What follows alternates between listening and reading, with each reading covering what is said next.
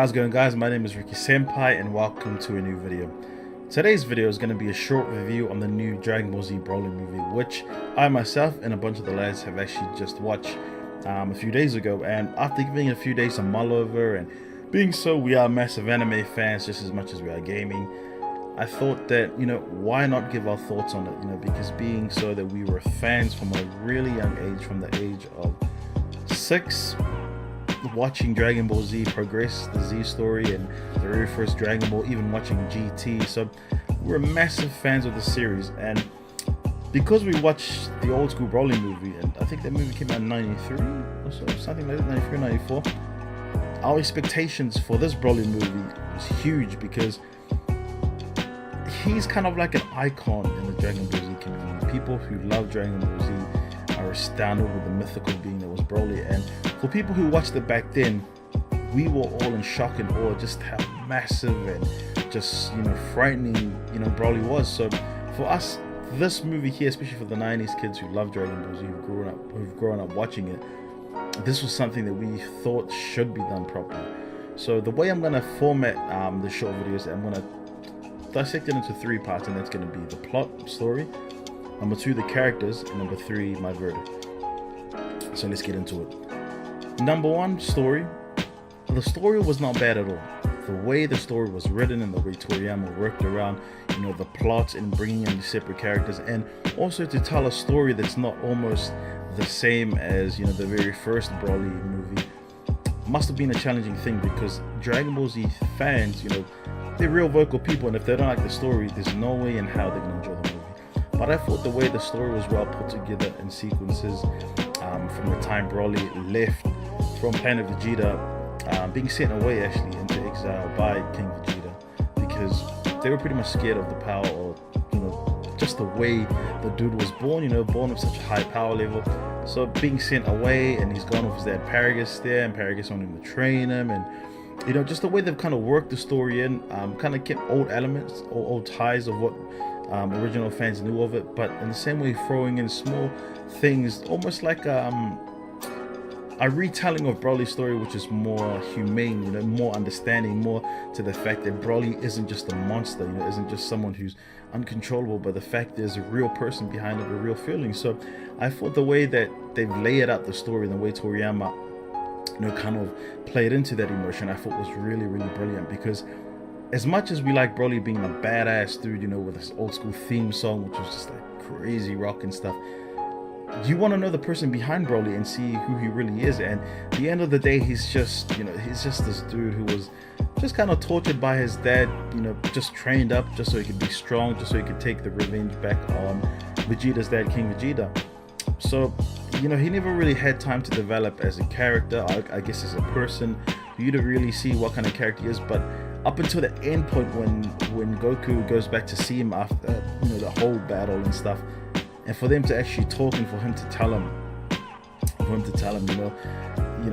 to see you again, I want to fight, and you kind of see this innocent side of him, who's just still a boy behind that monstrosity of a body and craziness, that he was just wanting to live and wanted to see people, just wanted to grow as a person. So the way I thought that they've kind of tied that story plot into the way they tied in Super, because I've kind of felt with Dragon Ball Z Super, they've got like a whole massive fan base in terms of newer fans who were new to the series, but all the old school guys, the guys who watch Dragon Ball and Dragon Ball Z, which is my group, we see the way that they try to tie in those 2 worlds, tying in Super and tying in Broly, because everyone knows Broly is actually canon, or non-canon. Canon. It's actually non-canon. So for them to bring it in and finally for it to become canon, is such a big thing, because if you didn't already know, Gogeta gets into the mix, and Gogeta was was non-canon as well. So to bring them in and kind of tie them all into the plots, into the story, and to tell it in a way that is not only appealing, it was bloody awesome. And I think that was such a smart move on Toriyama, because after Takao Koyama, the original maker of Broly, his vision for Broly was just this badass dude who just, you cannot mess with this fella. But the way that they've kind of tied on those 2 things, brilliant. So with the story, I felt like it was done properly. They brought the elements of Super, the modern day Super, and the elements of Dragon Ball Z, and they've kind of tied them together. And I actually appreciate it. I like the way that they've done it, because it's always a hard thing to please the fans of the old series and the fans of the new series, and the way they've tied it together. I thought the story was done brilliant, and in my opinion, the best way to relate to your fans is finding the niche things that they like about the characters. And for me, it was just the art style of the 90s 2000s Dragon Ball Z. Nothing beats the art style. So the way I kind of saw subtle things about it, the way they tied it into the story, art style and everything, I thought it was brilliant. Number 2, characters. When it comes to characters, I was completely blown away. I did not think in my right mind that they would bring Gogeta back, because Gogeta was a mythical thing as well, you know. And when he was on GT and we saw Gogeta, you know, as a young kid, I fell in love with the dude, you know. I thought no one could beat this guy. He was mythical, no one can touch him. I was surprised, because Gogeta is someone you don't just pull out from an old series and throw it in there, because he's one of those guys that when you talk about Gogeta, he's like the unicorn, you know. He's like the unicorn that's so mythical that you don't think it's ever gonna happen. And when he shows up, when I see him, you know, I'm just lost. I'm a bit lost, birthday, because I did not know that Toriyama would go through those lengths to bring Gogeta into the movie and make him pretty much essentially part or canon essentially. So that was the number 1 biggest shock to me when it came to characters. Number 2, the character casting for this I thought was brilliant, and what I mean by that is the fact that they brought on really legit voice actors, and the voice actor for Broly, I think, is Vic. I don't know how to pronounce it, or I don't want to butcher it, but I think it's Vic Mignogna.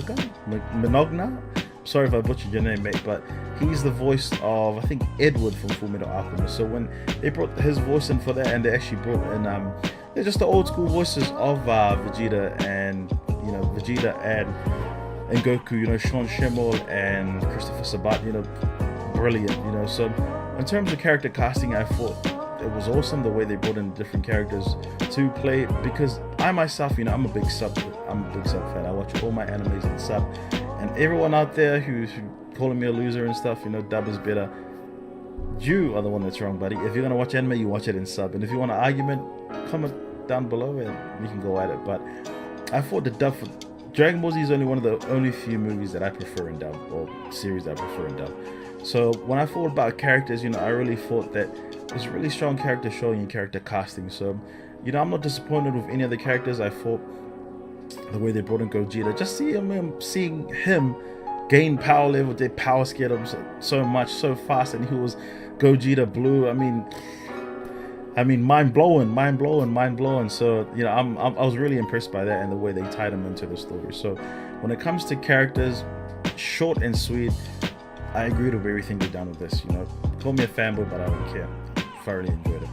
Lastly is my verdict, and you know, because I'm a huge fanboy, and I'm gonna try not to be too much of a biased person, because I love the series, I love the characters, I love the franchise.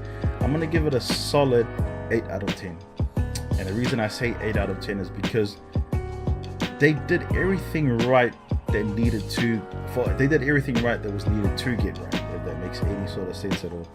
Because I felt that if you got the plot, you know, if you got the plot and the story kind of tying it together from the old and the new, and when I mean old and new, I'm meaning the old DBZ kind of storytelling style and the new Super, and bringing those two worlds together, I thought that would make for a good story. So the fact that they did that correctly and they did it well, number one, 10 points for me. 10 points for me. Number 2, the reason why I give it an 8 out of 10 is the fact that, you know, they chose to embrace, you know, the newer side, you know, of Dragon Ball Z and the way it's heading. Because, you know, as much as we enjoy the past, you know, the futures we were looking forward to.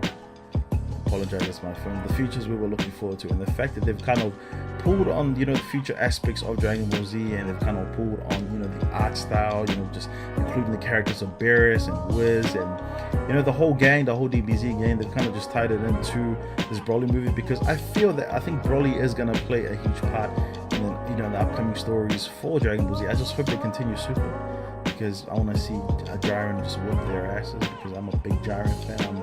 Jiren's my favorite character, Jiren and Gohan.